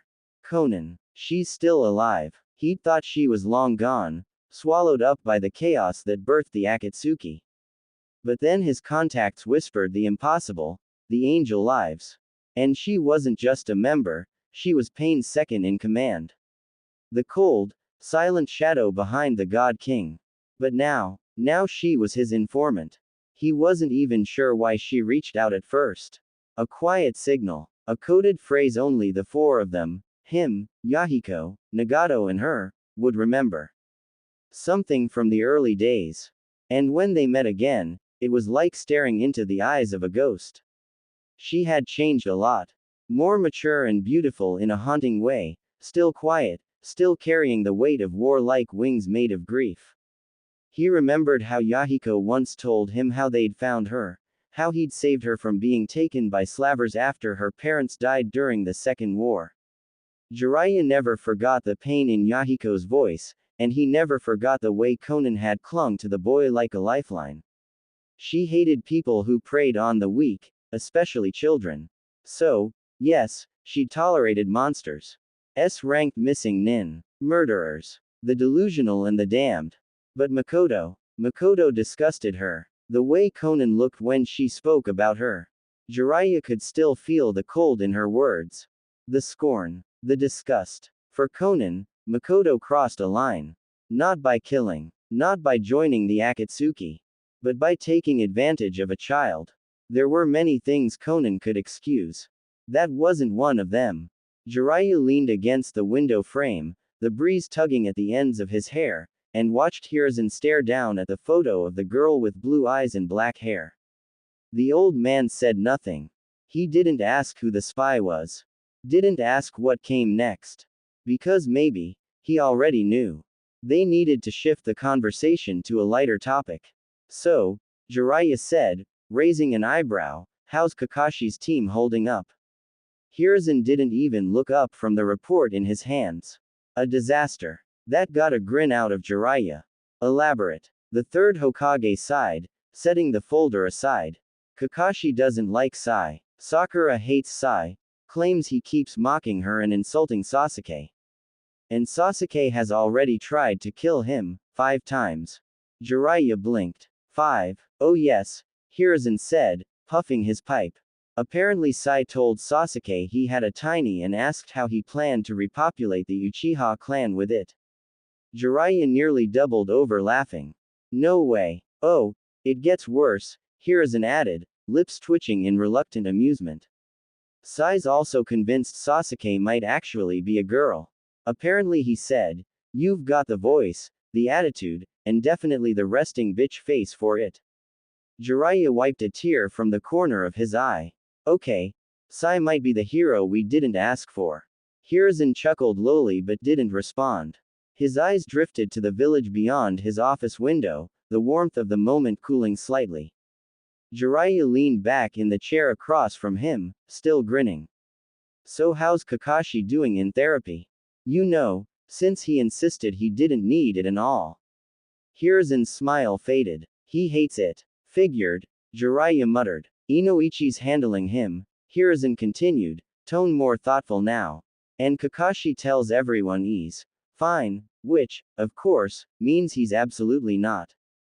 Jiraiya nodded slowly. Yeah, typical. He's not improving quickly, the old Hokage admitted. But he's started talking more. About his father. About the White Fang's death. About the weight he's been carrying since he was 6. There was a silence between them for a moment. Not awkward. Just heavy. Kakashi was always the type to internalize everything, Jiraiya said softly. He took every death personally. Minato, Obito, Rin. Hiruzen gave a slow nod. I think he's only now realizing he never actually grieved. Just buried it and kept walking. Jiraiya crossed his arms, the grin from earlier gone. Do you think he's stable enough to train his team properly? Not yet, Hiruzen admitted. But he's trying. That's more than I could have asked of him 5 years ago. The Toad Sage was quiet for a moment, then smirked faintly. Well, at least Sai's keeping things entertaining. And preventing Uchiha ego from ballooning out of control. Better Sai than Naruto, Jiraiya mused. That kid would have just pulled Sasuke's pants down in public and made a speech. They both laughed. For a moment, it almost felt like the old days. Then the wind shifted, and the weight of war, secrets, and shadows crept back in. Sasuke, you cannot burn Tora, Kakashi said, firmly gripping the boy's wrist before he could finish the hand seals. Let go. Sasuke hissed, eyes blazing. That stupid cat has pissed on me 10 times this month. 10. My Uchiha pride can't take this anymore. Kakashi blinked. You want to destroy a civilian's cat because of your pride. She did it on purpose. Sasuke shouted, pointing an accusatory finger at the tree branch above them. There, perched like a smug little demon queen, Tora the cat sat with her tail flicking lazily back and forth. Her eyes were half-lidded, unbothered, and her pink ribbon fluttered as if mocking the entire team. She licked her paw, then looked down and smirked. That smug smirk. Sakura stumbled up beside them, her face red and her hair disheveled. How is she so fast? She was never like this before. They had been chasing her for nearly 6 hours. 6. And still, nothing. Back when Naruto was on the team, they'd have caught her within 2. Maybe even 1. But now it was just this. They had Sai. They had Sasuke. They had herself. And Tora was winning. Sai sat a few feet away beneath the shade of a tree, calmly sketching in his notebook like none of this was out of the ordinary. The cat is channeling chakra throughout her body, he stated plainly. Its speed and evasion techniques are consistent with shinobi level enhancement. Kakashi turned slowly to him. She's a cat, Sai. Yes. But a very spiteful cat, Sai said, flipping the page and drawing another stylized version of Tora triumphantly standing atop Sasuke's head while peeing on him. I must report this to Danzo-sama. Sasuke growled, visibly twitching. Sai paused in his sketch. Something inside his chest shifted. Not anger, no, something warmer. His lips twitched. Was that a smile? He liked Tora deeply. The cat had a hate boner for Sasuke so strong it had become an art form. Time and time again, she humiliated the Uchiha heir, from clawing his expensive sandals to sabotaging his lunches with hairballs. And today she outdid herself. 10 pissings. 1 smug expression. 0 regrets. Sasuke had suffered. And Sai had enjoyed every second of it. You are enjoying this, aren't you? Sasuke snarled, glaring at him. Sai looked up from his sketch, innocent as ever. No, but if you were any more incompetent, I'd assume you were doing it on purpose. Sasuke launched at him. Kakashi sighed, body flickering between them as Sasuke tried to strangle Sai, and Sai just leaned back like a smug doll with no survival instinct. Meanwhile, Tora let out a satisfied meow, stretched, and leapt to the next tree, taunting them with every graceful bound. Team Kakashi had officially been defeated. By a cat. Again. The heavy double doors of the Hokage's office creaked open as Team 7 trudged in, visibly battered, not from battle, but from sheer frustration. Leaves clung to their clothes, Sakura's hair was wild, Sasuke looked one insult away from murder, and Kakashi, well, Kakashi looked bored. But even he couldn't hide the faint tension in his shoulders. The third Hokage glanced up from his paperwork, already sensing disappointment. We failed to capture Tora, Kakashi announced dryly, flipping a page in his book without looking up. Behind him, Sakura let out a groan of shame, Sasuke scowled, and Sai looked mildly amused, like a scientist whose experiment had failed in the most entertaining way possible. But before Hiruzen could respond, a feminine voice spoke up from the other side of the office. These are the shinobi Konoha sends out. The fire daimyo's youngest daughter stood near the window, her arms folded elegantly across her chest. She was their age, around 13 or 14, with flowing hair, ornate robes, and a fan held delicately in one hand like a silent declaration of superiority. Sasuke twitched. Sakura bristled. And who do you think you are? Kakashi closed his eyes and sighed deeply. The third Hokage slowly turned to him, gaze flat and filled with tired judgment. You're getting a pay cut. Sai, ever the helpful saboteur, looked up with a deadpan smile.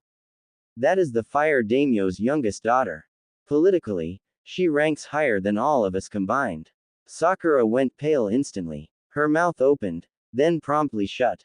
Sasuke, having nearly spoken, very wisely said nothing. His Uchiha pride hissed in the back of his mind, but it was overruled by a much louder, self-preserving voice reminding him that one word could mean no more Uchiha clan ever again. And that meant no revenge on his brother. No redemption. No clan revival. He folded his arms and stayed quiet. The girl huffed, flicking her fan once before speaking. Honestly, why can't all your ninja be more like Naruto-kun? That got the room's attention. Sakura blinked. Naruto. The girl's expression softened slightly, a faint blush creeping onto her cheeks. He caught Tora by himself in 30 minutes back in Four-Leaf Clover Town. He was quick, professional, and polite. The third Hokage raised an eyebrow. You met Naruto? She nodded eagerly. Of course. He helped me find my mother's cat when I was visiting the countryside. He was wearing a Konoha forehead protector, so I know he's a leaf shinobi. She paused, then added, almost shyly, I was hoping to see him again, maybe request him for future missions. He's very good with Tora. Sai immediately began sketching the girl's blushing face, mumbling something about unexpected romantic subplots. Sakura looked like she'd swallowed a lemon, and Sasuke suddenly found Tora even more infuriating, if that was possible. Kakashi, still calm on the outside, quietly flipped to the next page of his book, though internally, he was screaming. The third Hokage leaned back in his chair, amused despite himself. I'll send word when Naruto returns, he said diplomatically, steepling his fingers. And as Team 7 stood there in stunned silence, Hiruzen couldn't help but think. This generation is going to give me gray hair, oh wait. Root underground facility, beneath Konoha. The chamber was silent, save for the slow, rhythmic sound of Danzo Shimura's cane tapping against the stone floor as he paced. Dozens of candle-like chakra lamps flickered dimly around the massive table in front of him, casting long shadows across maps, dossiers, and coded scrolls. Black-inked red circles marked routes, villages, and choke points across the western region of the Fire Country. Begin briefing, Danzo commanded without looking up. A masked root operative stepped forward from the darkness. Target: Naruto Uzumaki. Current location: traveling along the western border of Fire Country under the escort of Tsunade Senju and her assistant, Shizune. Danzo's uncovered eye narrowed. And the pig? Yes, sir. The animal appears to be a medical summon or emotional support. Not relevant. Danzo waved that aside. Commence plan structure, he ordered coldly. We will break them piece by piece. He reached forward, tapping 3 spots on the map. Phase 1. Distraction and blood trigger. Tsunade's phobia is her weakness. Trauma is the tool. We will simulate a large-scale field massacre in the town 2 miles ahead of their route, slaughter villagers, civilians, children. Paint the town in blood and plant wounded survivors. Let her feel the carnage. Let her tremble again. She'll become a medic before a fighter, and the phobia will paralyze her. He turned toward his second agent. You will lead the Genjutsu division. Reinforce the illusion, force her to see dead children. Remind her of Nawaki. Yes, Lord Danzo. Phase 2. Eliminate Shizune. He flicked his wrist, revealing a scroll that unrolled across the stone surface, revealing Shizune's known movements, counter genjutsu scores, and chakra signatures. Shizune is not to be underestimated. She is to be neutralized first. Another masked root operative stepped forward, kneeling. A poison team will coat kunai tips with a triple agent compound, neuroinhibitor, paralysis, and delayed cardiac collapse. She will be attacked during the chaos from the blood illusion. 2 operatives will hit her with chakra needles to sever her ability to use medical ninjutsu. A third will shatter her chakra core. Danzo tapped the scroll hard. No fatal strikes. She will be used as leverage. Phase 3. Naruto capture. He turned his gaze to the center of the table. A black marker circled a forested junction along a narrow mountain path. Once Tsunade is debilitated and Shizune removed, we engage the boy. He will resist. Expect taijutsu, clones, wind-style jutsu, and rudimentary seals. He is clever, fast, and emotionally driven. He gestured to the final scroll, sealed in black wax. Deploy the chakra-suppressing seal collar, designed to shut down Uzumaki levels of stamina and prevent clone replication. Inject him with chakra binder sedatives to stall the 9-tailed fox influence. A beat. If the seal fails, activate containment formation Delta 12. The room grew colder. That formation required 50 root operatives and would leave a mile-wide kill radius of scorched chakra. He didn't care. Alive, unconscious, and silent. Return him to Site Omega beneath Konoha. Danzo straightened, expression carved from stone. Let the world think Tsunade was killed in an ambush. Let the Hokage grieve her death. Let Naruto's body disappear beneath our care. He stared at the flickering candlelight. He will serve his true purpose. No more sentimental distractions. No more mercy. A long silence. Begin in 72 hours. No mistakes. Yes, Lord Danzo. The shadows bowed and vanished into the dark, one by one. Danzo stared at the maps, the firelight dancing in his one visible eye. Uzumaki Naruto will be mine. West Fire Country, forest path outside Yabusa town. The road ahead was strangely quiet. No birds, no bugs, no wind through the trees. Naruto slowed to a stop, his sandals scraping against the dirt trail. His eyes narrowed. Tsunade Bachan, he said softly, eyes darting around. Something's off. Shizune turned, instantly alert. What do you mean? I dunno, Naruto muttered, scanning the treetops. The air feels weird, heavy, like something's watching us. Tsunade frowned but kept walking. Could be tension from the border. Keep your guard up. But Naruto didn't move. Bachan, I mean it. That's when the smell hit them. Iron, blood. It rolled in like a wave, fresh, thick, and too much to be natural. Ahead, just past the next ridge, a small village lay tucked into the valley. And the ground was red. Bodies, strewn across the dirt paths, slumped against walls, some crushed, others burned. Children, women, men, all soaked in crimson. Shizune gasped and reached for her medical pouch. Tsunade stopped mid-step. Her eyes widened. Her breath caught. Then her legs buckled beneath her. Tsunade-sama, Shizune shouted, grabbing her by the shoulder, but it was already too late. Tsunade was shaking, eyes fixed on something only she could see. Her lips moved soundlessly. Whispers of another place, another time. Nawaki. Blood on my hands. I couldn't save them. A genjutsu. Tailored. Targeted. Genjutsu. Naruto shouted. Shizune Nichan, something's wrong. Shizune turned sharply just in time to dodge a barrage of chakra-laced needles that would have severed her nerves.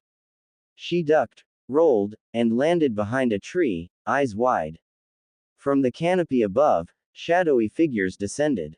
No insignia. No chakra signature. Blank masks. Identical movements. But these weren't missing nin. They were trained. They were silent. They were root. Naruto stepped in front of Tsunade, who had dropped to her knees, hyperventilating. Her hands trembled as memories consumed her, blood, torn flesh, Nawaki's smile fading, Dan's dying breath. Snap out of it, Naruto shouted. We need you. I need you. Another masked figure lunged at him from the side. Naruto ducked and threw a kunai, using the moment to shove Tsunade behind him. You're a ninja now. Act like it. The forest exploded into chaos. Shizune weaved hand seals, sending out a pulse of chakra needles, expertly avoiding vitals. She slipped between two attackers, flipping over a trap wire meant to bind her limbs, her precision honed by years of medical discipline. She landed behind one of them and slammed a palm into his kidney. He crumpled silently. But there were too many. Naruto was fighting on instinct. He dodged a slash, tackled another to the ground, grunting as he took a hit to the ribs. Just grit, clones, and raw determination. He created 3 shadow clones and sent them into the fray, using them to push the attackers back from Tsunade. He took a blade to the shoulder and hissed in pain but didn't stop. Tsunade. He shouted again, crouching beside her, shaking her shoulders. They're coming for me, aren't they? You gotta get up. You're Tsunade of the legendary Sannin. She blinked. Barely. Her hands clutched her shirt, as if holding in her own heartbeat. I don't care about blood, Naruto snarled, turning back to face the attackers. You want me? Come try. Another shadow dropped behind him, but Shizune was faster, slamming a kunai into the attacker's leg before he could reach Naruto. Focus. She barked, grabbing Naruto's shoulder. We have to move. But more masked figures emerged, at least a dozen. One of them held a strange, gleaming seal etched into a metallic collar. A chakra suppression collar. Naruto's eyes widened. He pushed Tsunade behind a tree and turned to Shizune. I'll hold them. Don't be stupid. I'm not. He shouted. Get her out of here. I can fight. Shizune stared at him for one heartbeat too long, then nodded. A flurry of seals later, She vanished with Tsunade in a smokescreen, leaving Naruto standing between the enemy and the only people who believed in him. He was breathing hard, bleeding, but standing, alone. You think I'm just some kid you can take? He growled, raising a kunai, blue eyes burning. Try me. The woods were a blur of motion. Naruto dashed through the underbrush, chakra flowing to his feet as he vaulted over roots and ducked under branches, a trio of masked attackers hot on his trail. They're still following me. Good. He'd made sure to split away from Tsunade and Shizune, leading the root ambush squad in the opposite direction. It was a gamble, but it bought them time. And now it was his job to keep it that way. Another figure dropped from the trees ahead, kunai drawn. Naruto didn't stop. He slapped a paper tag onto a tree as he passed and grinned. The seal flared. Boom. The explosion sent the attacker flying as Naruto leapt through the smoke, forming a hand seal midair. Futon. K's shuriken. Compressed wind screamed from his palm, forming a spinning crescent blade that tore through a falling enemy's mask, sending them crashing into the dirt with a strangled grunt. Two more closed in from behind. Naruto disappeared in a flicker, replacement jutsu, swapping himself with a log sealed to his hip. The root ninja landed where he'd been and immediately turned, but the tree trunk exploded, sending splinters laced with smoke pellets into their face. Naruto dropped down from the canopy behind them, kunai in hand, tags already preset. Snap. Trap tag number 14, Flashband. The seal flared and burst with light, blinding them long enough for Naruto to drive a kunai into one's thigh and drop the other with a wind-propelled palm strike. He didn't linger. He moved. This wasn't about killing. It was about buying time. A blast of chakra from behind alerted him to another pursuit. 5 more. One of them had the chakra suppression collar out, glowing faintly with sealed script. Naruto's eyes narrowed. Not happening. He slid into a clearing he'd pre-tagged earlier, fingers dancing into a half seal. Formation seal. Needle rain. Dozens of tiny paper tags along the trees detonated in a crisscross pattern, launching steel Senbon from hidden slots. 2 root agents went down instantly, caught in the net of flying steel. The others scattered, their movements precise, but delayed. Naruto took the opening, spinning midair and launching another K's shuriken, slamming it into one's shoulder. Still not enough. He landed hard, breath shallow now, sweat dripping down his brow. Another masked operative lunged, but Naruto ducked low and drove a Fuinjutsu tag straight into the shinobi's chest. Seal number 8. Muscle lock. The enemy froze mid-strike, body jerking, limbs locking in place as the seal took hold. Naruto stumbled back, panting, eyes flicking around. There were still more, and he was getting tired. Can't stop. Not yet. He heard a voice from behind him, another agent, this one faster, stronger. The one with the collar. Naruto turned to face him, breathing heavy. You're not taking me. The root ninja lunged, and Naruto, smiling through bloodied lips, threw his last scroll. Summon tag. Smoke barrage. It burst in a cloudburst of black smoke, thick enough to blind even the best tracker. Naruto vanished inside it, using the shadows like cover, zigzagging through trees, forcing his enemies to follow him and only him. And somewhere behind him, far behind, now, Tsunade and Shizune had time to recover. Naruto ran. Branches whipped at his face. His breathing was ragged. His chakra was low. He had wounds on his side, on his legs, his shirt was torn, bloodied, and sweat-soaked. But he kept running. He had to. He didn't realize until too late that the terrain had changed beneath his feet. The soil had shifted. Chakra pulses thrummed faintly in the dirt. A seal. His eyes widened. Shit. The trap activated beneath him with a blinding flash. Boom. A wall of invisible force slammed into his chest, launching him into a tree. His back cracked against the trunk, and he crumpled to the ground, wheezing in pain. Before he could recover, wick. Senbon needles flew toward him. Instinct took over. He twisted, rolling just in time, but not fast enough. One needle grazed his leg, slicing through muscle. Another embedded itself near his neck, just shallow enough to avoid full paralysis. But the liquid that coated it stung. Paralytic poison. They weren't trying to kill him. They were trying to take him. His fingers trembled as he pulled the needle out, eyes wide with panic, with rage, with the fire of a trapped animal. No, I'm not going back. I won't. Then they came. 6 of them. Fast. Coordinated. Unrelenting. The first slammed into him with a brutal punch to the gut, forcing bile into his throat. Another kicked his ribs, sending him tumbling through the dirt. A third pinned him by the arm and drove a knee into his shoulder. He felt something pop, a white-hot flash of pain. Another boot to the back of his head. Naruto's vision went white. He gasped, dragging himself across the dirt, coughing, spitting blood. One of his eyes was already swollen shut.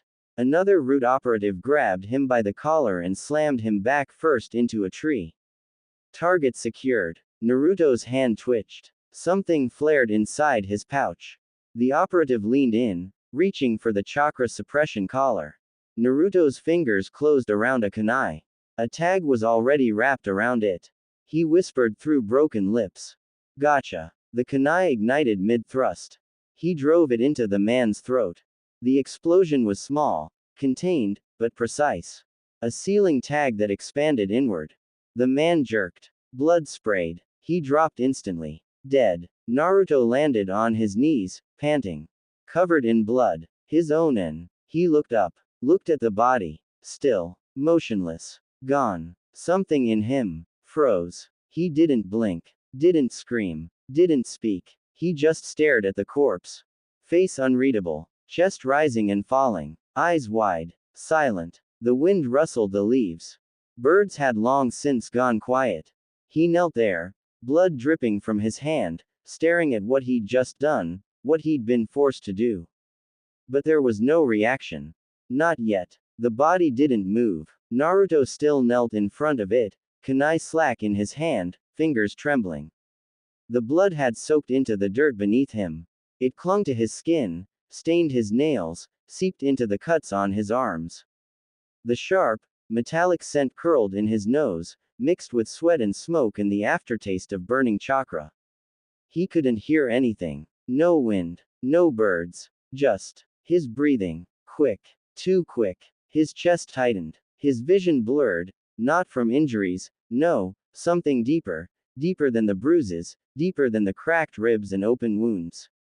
You killed him. He flinched, eyes darting to the body again. He was going to hurt you. But you killed him. And then came the voices. Not real. Not present. But so damn loud. He's dangerous. Keep your kids away from him. He's not human. Monster. That thing in him. It's only a matter of time. One day those fangs'll come out, and he'll kill us all. Naruto's breath hitched. He clutched at his chest as if trying to rip the panic out of his lungs. No. No. Stop. But the voices didn't stop. They were inside him. Buried in his spine, his ribs, his teeth. You see those eyes? No child should look like that. That thing is a demon, not a boy. You'll see. He'll snap. They always do. His shoulders shook violently. He tried to stand, fell. Tried to breathe, but the air wouldn't come. He was suffocating in the forest, not from wounds, not from blood loss, but from the screaming inside. I didn't mean to. I didn't want. His voice cracked, small, terrified. I'm not a monster. No one answered. Only the trees. The blood. The silence. He curled in on himself, arms wrapped around his knees like they could shield him from everything he'd just done, and everything people said he would become. I'm not like that, he whispered. I'm not. But the blood on his hands told a different story. And he didn't know which one to believe anymore. The blood hadn't dried yet. Naruto remained curled in the dirt, knees tucked to his chest, arms wrapped tightly around them, head down. His entire body trembled. Shallow, frantic breaths rattled in his throat, but no words came anymore. He didn't see the masked figures stepping into the clearing. He didn't care. The remaining root operatives fanned out silently, weapons drawn, eyes scanning, but there was no resistance. No defiance. No chakra burst. No clones. No seals. Just a boy in the dirt. They expected a fight. What they got was a broken child. One of them cautiously stepped forward, kunai ready, waiting for the trap. Another began circling, watching for chakra buildup, movement, anything. Still, nothing. Naruto didn't move. He couldn't. Inside his head, the world was collapsing. You're just like the monster inside you. It was only a matter of time. Look at what you've done. His hands clutched at his sleeves like a lifeline, trying to make himself smaller, until maybe they'd stop looking at him like that. Like he wasn't even human. Another root operative gave a silent signal. Take him. Now. They struck fast. One kicked Naruto across the ribs. Another slammed a boot into his back, knocking him into the ground hard. A third grabbed his arm and twisted it behind him while another jammed a chakra-suppressing tag onto his chest. Naruto gasped, but didn't fight. He didn't scream. He didn't beg. He just whimpered. A quiet, broken sound. Like a child who knew better than to scream. They bound his wrists, slapped another seal onto the back of his neck, and began to drag him through the mud and leaves. And still, he didn't resist. Because in that moment, Uzumaki Naruto wasn't a shinobi. He wasn't a Jinchuriki. He wasn't even a boy. He was just a scared, 6-year-old orphan who had finally proven the villagers right. And that hurt more than any wound ever could. Minutes before Naruto got his first kill, Tsunade was on her knees. Sweat clung to her skin, her breathing shallow. Her eyes were wide, locked on the blood-streaked ground, unable to tear away from the hallucinations, the imagined corpses, the broken limbs, the shredded flesh. Her hands trembled violently. She was trapped again. In another war. Another battlefield. But this time, it wasn't Naoki. It wasn't Dan. It was Naruto. And she couldn't move. Tsunade-sama. Shizune snapped, kneeling beside her, grabbing her by the shoulders. You have to fight this. You have to. Tsunade didn't answer. Damn it, Shizune hissed. Her voice cracked, raw with urgency, shaking with fear. This isn't you. This is not the woman who carried me out of Suna territory with a broken leg and a punctured lung while laughing about how ugly the medics were. Tsunade flinched slightly. A twitch. But now, Shizune gripped her harder. Now you're just lying here. Trembling. Like a frightened girl. And Naruto's out there fighting alone. Bleeding alone. Scared. Still nothing. So Shizune did the only thing she could. She hit her. A sharp, open-handed slap across the face. Tsunade's head turned with the blow, but her eyes finally focused. Shizune's voice dropped, trembling. We promised Jiraiya. We swore to him that we would keep our eyes on that boy. That we would protect him. And now he's fighting for his life against assassins we didn't see coming, and you're lying here in the dirt, paralyzed by something you said you overcame. Tears welled in Shizune's eyes, but her voice only grew stronger. Fiercer. You're Tsunade Senju. You're not a coward. You're not helpless. You're not some fragile thing who breaks at the sight of red. You are the strongest female shinobi this world has ever known. Her hands shook as she gripped Tsunade's shoulders tighter. What do you think Lady Kushina would say if she saw you like this? Huh. That name struck deeper than any wound. Tsunade blinked. Shizune didn't stop. She'd say, you let my son fight 50 shinobi while you froze. She'd say, you promised you'd look out for him. You said he was family. And then she'd ask you where you were, while her son was screaming for help. Tsunade's mouth opened. No sound came. Where is that woman who threw boulders at Naruto to sharpen his reflexes? The one who forced him to stand up after every failure. The one who called him a shinobi when no one else would. Shizune's voice broke, tears streaming freely now. Where is Tsunade Senju? Silence. Then, Tsunade blinked once. Her breath caught. And she remembered. Not the blood. Not the failure. But him. Naruto, panting but smiling, covered in bruises after 300 laps. Naruto, holding his scroll like a diploma. Naruto, grinning and calling her Bachan like it was a sacred title. Naruto saying, "Thanks, old lady. You're kind of scary, but you're also kind of awesome." Her trembling stilled, her eyes sharpened, and her hands curled into fists. "I'm going to kill whoever touched my boy," she growled. Shizune exhaled shakily, and smiled. There she is. Back to present time. Naruto didn't move. His head hung low, arms bound behind him, legs dragging across the dirt as two root agents hauled him forward. He was limp, his body beaten, his chakra sealed, but worse than that, his